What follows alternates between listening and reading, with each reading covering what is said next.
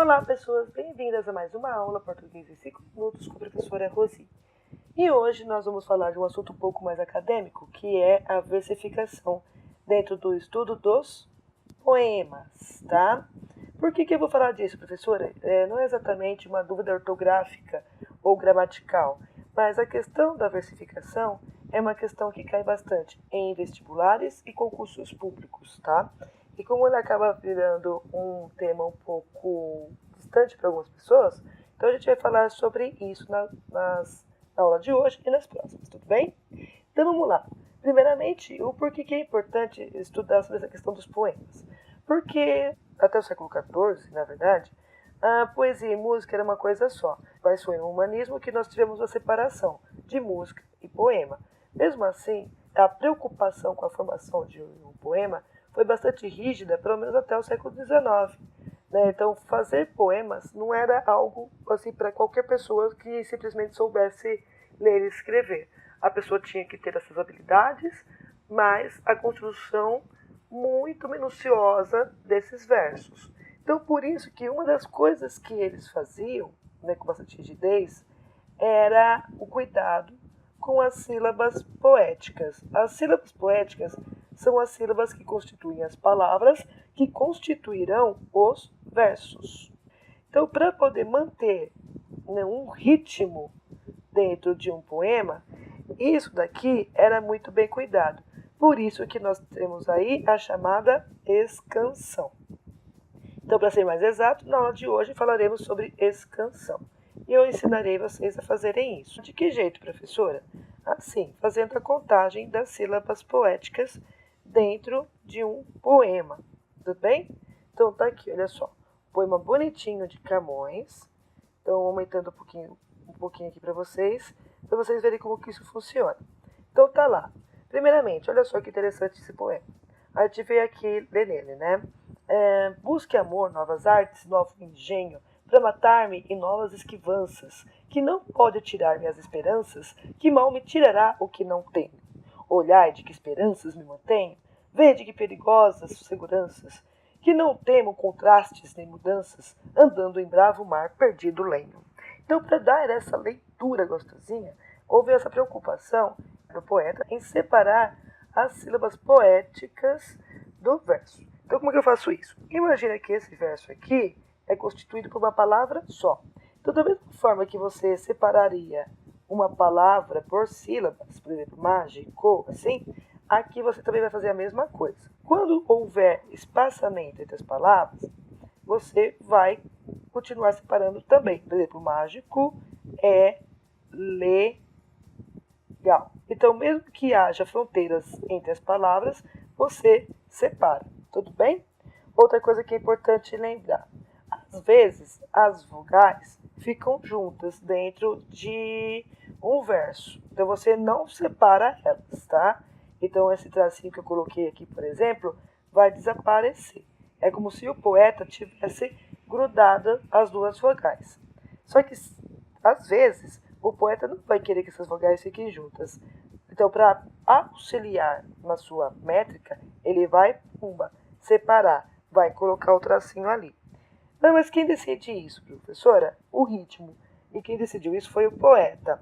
Então, o que a gente percebe? Por exemplo, num poema como esse, a gente percebe que ele é mais ou menos quadradão. Então, o que isso indica pra gente? Isso aqui dá um indício de que nós vamos ter o mesmo número de sílabas poéticas em todos os versos para dar esse ritmo de leitura que eu dei para vocês aqui na hora que eu li, tá? Então, às vezes eu vou deixar as palavras, né, as vogais juntas, às vezes elas vão ficar separadas.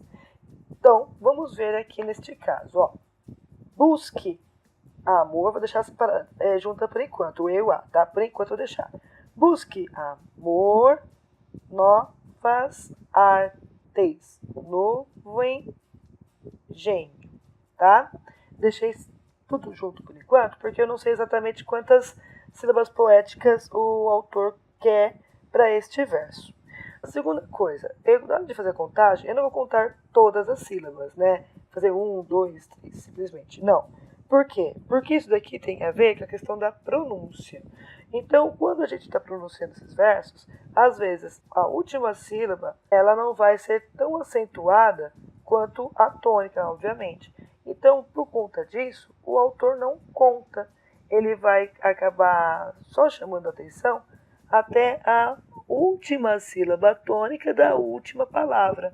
Então, é como se essa última sílaba aqui não existisse. Entendeu? Aqui embaixo, ó, esquivanças. Qual é a tônica? O esquivanças é o van. Então, neste verso aqui, eu vou contar até o van. Nas esperanças, esperanças, mesma coisa. E no tenho, o tenho, dá o T. Então, esse o eu não vou contar, porque é como se ele não existisse. Então, voltando aí na contagem das sílabas poéticas, olha só. Aqui eu vou ter 1, 2, 3, 4, 5, 6, 7, 8, 9, 10. Opa, eu tenho 10 sílabas poéticas. Será que é isso mesmo que o autor quer? Vamos ver. Vamos ver embaixo, ó.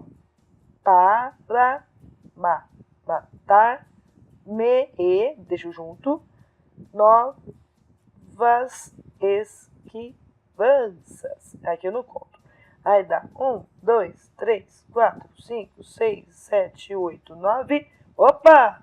No segundo verso eu também tive 10 sílabas poéticas. Que legal. E o de baixo, olha lá.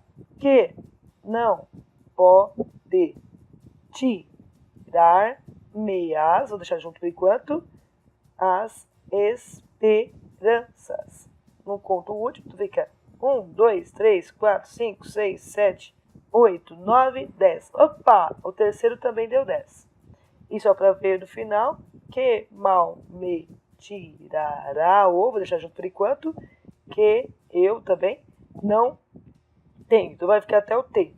1, 2, 3, 4, 5, 6, 7, 8, 9. Opa! Essa deu 9. Só que todos os outros deram 10. Então, essas vogais que eu deixei aqui juntas, uma delas vai separar. Vou separar essa daqui, ó. Tá vendo? Então fica 1, 2, 3, 4, 5, 6, 7, 8, 9. Agora sim, deu 10. Então, assim, como os outros de cima já tinham dado 10, isso demonstra que esse autor queria que esse aqui também desse 10. Para haver uma regularidade rítmica entre os versos, tá? Então, isso era necessário acontecer. E se eu contar aqui, também vai dar 10 em todos os versos. Tudo bem?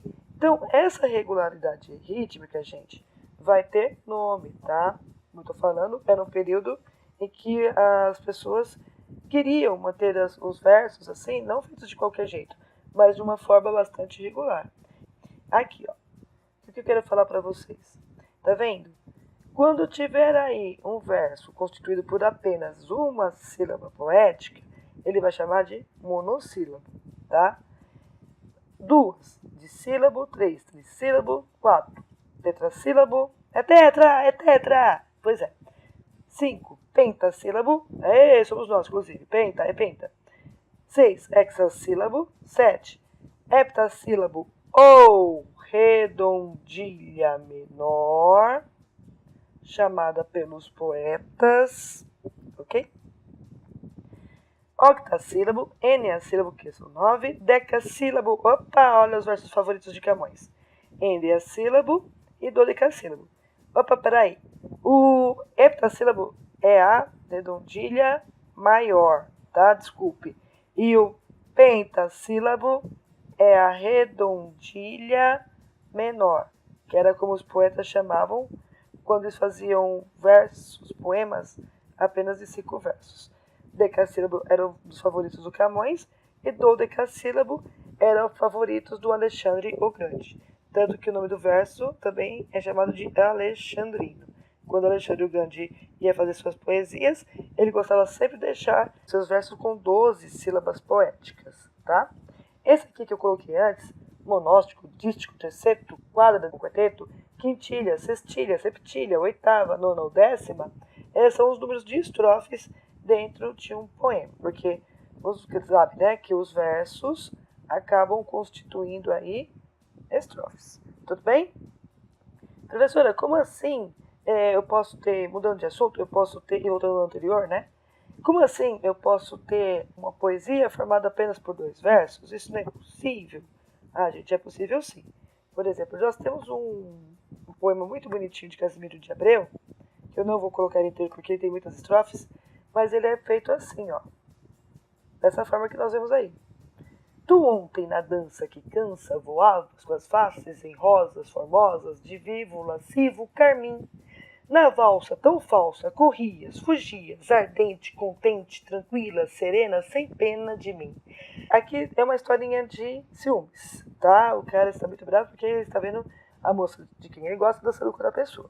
E assim, ela estava dançando uma valsa, né?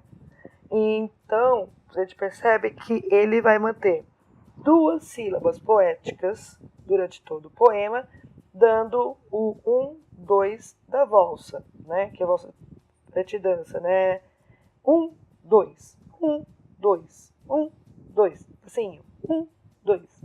Então, da mesma forma que nós temos aí a valsa, o nosso poeta inteligentíssimo fez o poema. Então, tu ontem na dança que cansa voavas com as faces rosas formosas desse vivo, lascivo carmim. Da valsa tão falsa corrias, fugias, ardente, contente, tranquila, serena, sem pena de mim. Então, olha só, tu ontem, 2 vogais juntas, né? Então, o que acontece? Ontem, com a tônica, aqui. Então, aqui, ó, 1, 2, tu ontem. Aí na dança separa. Só que, viu? Tu ontem na dança. Esse fica muito leve. Então eu vou contar até o dan. E ó, 1, 2. Que cansa, mesma coisa. Vou separar. O can é a tônica. Então eu vou contar até a segunda tônica. 1, 2. Voavas. Ó, voavas. Esse A é tônico. Então, 1, 2. E o vas fica mais leve na leitura, de modo que não vai ter. Aqui o autor fez uma eclipse. Olha que palavrão, eclipse. Nossa, que letra horrível. Né, para que o certo aqui seria com as. Então ele engoliu o M para poder fazer com que o O e o A ficassem juntos. Então, ó, com as faces, tá? Em rosas, formosas. Então, a gente percebe que toda essa estrofe é constituída por dísticos, ou seja, 2 rimas poéticas. E aqui é um exemplo lindo para mostrar do porquê que eles tinham essa preocupação com a escansão e com a questão do ritmo. Porque mesmo que não fosse música, a genialidade desse verso está em fazê-la de uma forma tão ritmada que dá até para transformar em música, né? Só para saber, carmim, a tônica é o min, tá? Por isso que eu tenho 2 sílabas poéticas com a tônica em min. Entenderam? Pois é, gente, essa aula deu mais de 5 minutos, porque quando a gente trata de alguns temas acadêmicos, fica impossível fazer apenas em 5 minutos, tá? Mas, de verdade, espero que vocês tenham gostado e aguardem cenas dos nossos próximos capítulos. Até breve!